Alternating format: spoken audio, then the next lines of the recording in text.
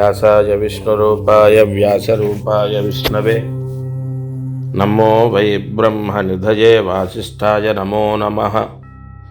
कूजन्तं राम रामेति मधुरं मधुराक्षरम् आरुह्य कविताशाखां वन्दे वाल्मीकिकोकिलम्। स्मृतिस्मृतिपुराणानाम् आलयं करुणालयं नमामि भगवत्पादशङ्करं लोकशङ्करं। वागर्धाविव सम्पृक्तौ वागर्धप्रतिपत्तये जगतः पितरौ वन्दे पार्वती परमेश्वरौ। ओं नमः शिवाय, ओं नमः शिवाय, ओं नमः शिवाय नमः। मारुति अनुग्रहं प्रारंभः।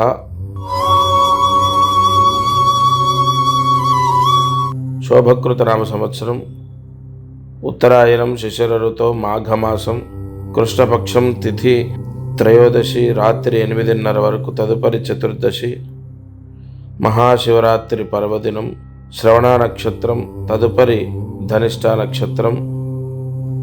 వర్జము మధ్యాహ్నం 12:30 నుంచి 2 గంటల వరకు. 8వ తారీఖు మార్చి నెల, వారం శుక్రవారం. రాహుకాలము ఉదయం 10:30 నుండి 12 గంటల వరకు. యమగండము మధ్యాహ్నం 3 గంటల నుండి 4:30 వరకు. ఇది ఇవాల్టి పంచాంగం. ఋషి వ్యాఖ్యం ఏం చెప్తారు ఇవాళ? ఋషి వ్యాఖ్యం ఏమని చెప్తారు? శివ పరమేశ్వర, ఓం నమ శివాయ, ఓం నమ శివాయ, ఓం నమ శివాయ అనే శబ్దం పలకమంటున్నారు. ఈశ్వర దర్శనం చేయమంటున్నారు. ఈశ్వర దర్శనం చేయమంటున్నారు. నమ శివాయ, నమ శివాయ అని 2 చేతులు జోడించుకొని స్వామిని వేడుకోమంటున్నారు. ఈశ్వర దర్శనం, ఈశ్వర నామం, రుద్రాభిషేకం ఏదైనా సరే ఇవాళ ఖచ్చితంగా ఆచరించే ప్రయత్నం చేయండి. సంపూర్ణ లక్ష్మీ యోగం కలుగుతుంది. ఇది ఇవాల్టి పంచాంగం. ఈరోజు దీపారాధన లింగోద్భవ కాలంలో వీలైన వాళ్ళు, ఓపిక ఉన్నవాళ్ళు చేయండి అని చెప్పను. ఖచ్చితంగా అందరూ చేయాలి.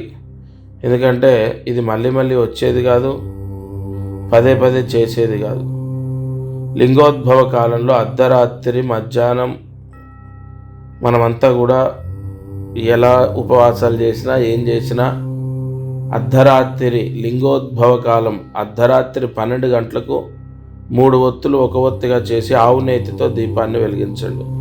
అర్ధరాత్రి 12 అది లింగోద్భవం. కరెక్ట్గా 12 కాగానే అన్ని లైట్లు బంద్ చేసి ఇంట్లో పూజా గదిలో దీపం వెలిగించండి. ఆ వెలుగులో ఈశ్వర దర్శనం చేయండి. అర్ధరాత్రి 12 గంటలకు చేయాలి ఈ దీపారాధన. లింగోద్భవ సమయే దీపారాధనం కృత్వా, అది కూడా ఈ అర్ధరాత్రి చేసే దీపం విపరీతమైన యోగాన్ని ప్రసాదిస్తుంది. వల్ల ఖచ్చితంగా ఈశ్వరానుగ్రహము చాలా అవసరం.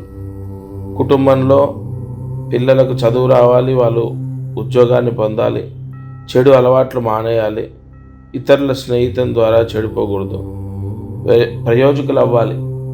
లేదా ధనయోగం, భర్తకు ఆర్థిక యోగం, భర్త క్షేమం కోసం, భర్తకు అన్ని విధాలుగా బాగుండడం కోసం దీపారాధన కేవలము అర్ధరాత్రి లింగోద్భవ కాలంలో 12 గంటలకు అన్నం తిన్నా, టిఫిన్ చేసినా, తలస్నానం చేయకపోయినా చేసినా, అన్నం తిన్నా తినకపోయినా, టిఫిన్ చేసినా చేయకపోయినా, కాళ్ళు కడుక్కొని నెత్తిన నీళ్లు చల్లుకొని నేను పంపించిన విభూతి ఉంది కదా, అది చాలా పవర్ఫుల్. భస్మం పెట్టుకొని ఈ దీపాన్ని వెలిగించండి. జయ గురు దత్తాత్రేయ. ఈరోజు అదృష్టమైశ్వర్యం.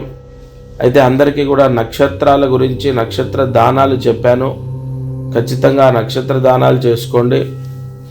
అలాగే ఇవాళ మీకు అదృష్టమైశ్వర్యంలో ఆ రుద్రమణి, ఏదైతే రుద్రమణి అని పంపించానో ఆ రుద్రమణి ఈశ్వరుడికి మెళ్ళో వేయాలి, దండలాగా వేయాలి.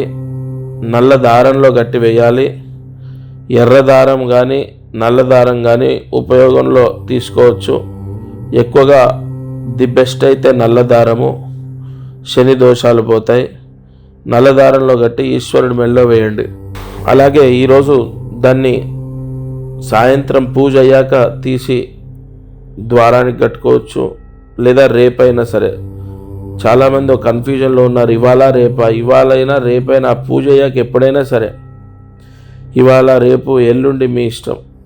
ఈరోజు ఆ శివుడి మెడలో ఉన్న రుద్రమణికి నేను పంపించిన విభూది అది చాలా పవర్ఫుల్.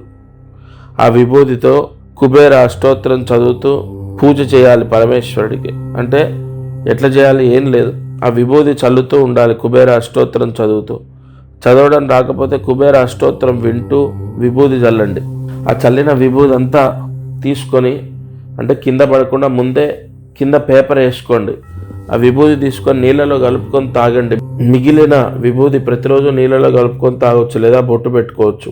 ఆ తాయెత్తు ఇది తీసి ఇంటి ద్వారానికి కట్టండి, లేదా భర్త మెడలో వేయండి.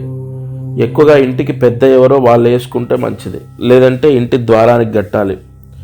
ఒకవేళ ఇవాళ కుదరకపోతే అంటూ ముట్టు మైల ఇంకో కారణం ఎక్కడో మేము గుడికి వెళ్ళాం, దేవాలయాలకు వెళ్ళాం, వేరే టెంపుల్స్కి వెళ్ళాం, అలా కుదరకపోతే మార్చి 18, అదేం తీసేసే ముహూర్తం కాదు, ఆరుద్ర నక్షత్రం సోమవారం. సెకండ్ ఆప్షన్గా అది మీ పూజా గదిలో అట్లాగే పెట్టండి.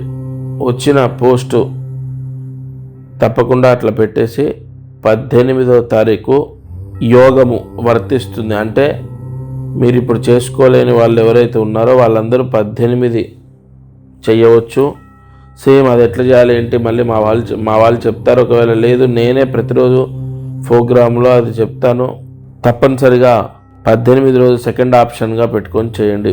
ఎదుగుదల యోగము కావాలి, లక్ష్మీ కటాక్షం కావాలి అంటే ఖచ్చితంగా ఇవాళ పూజ చేయాలి. ఇవాళ కుదరకపోతే సెకండ్ ఆప్షన్గా ఆ పూజ చేసుకోండి.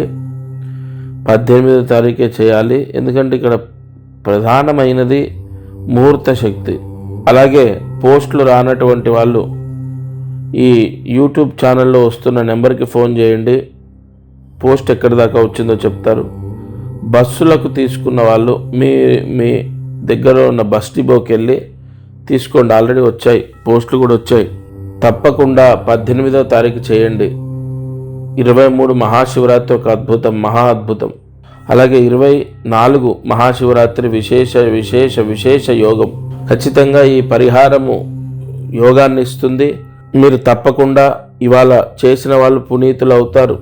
తప్పనిసరి ఎట్టి పరిస్థితుల్లో ఇవాళ రేపు ఈ పరిహారం పూర్తి చేసుకోండి. తీసుకున్న వాళ్లకు ఎంత మంచి జరుగుతుందో రాబోయే రోజుల్లో నేను చెప్తూనే ఉంటాను దీని గురించి.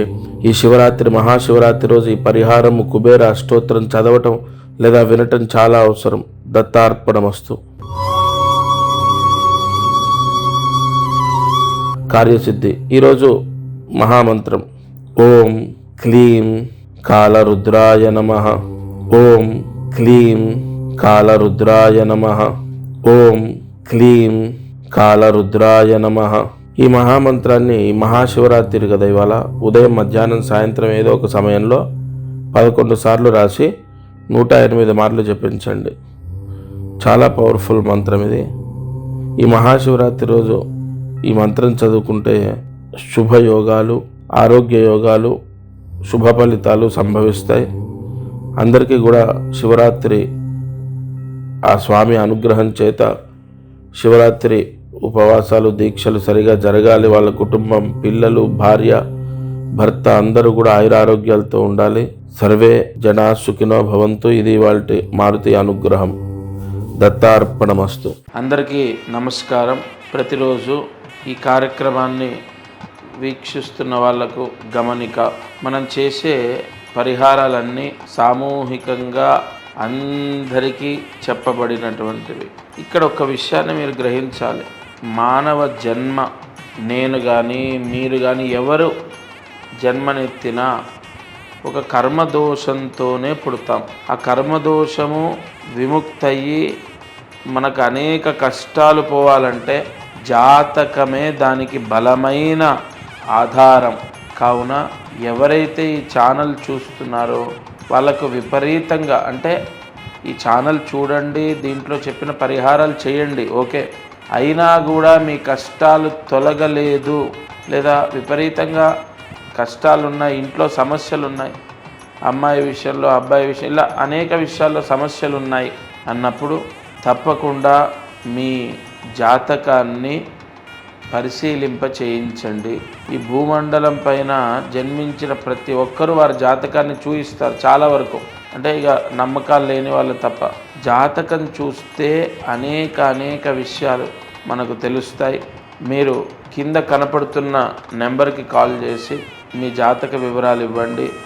తప్పకుండా నేరుగా నేనే స్వయంగా మీతో మాట్లాడతాను. జై గురు దత్తాత్రేయ.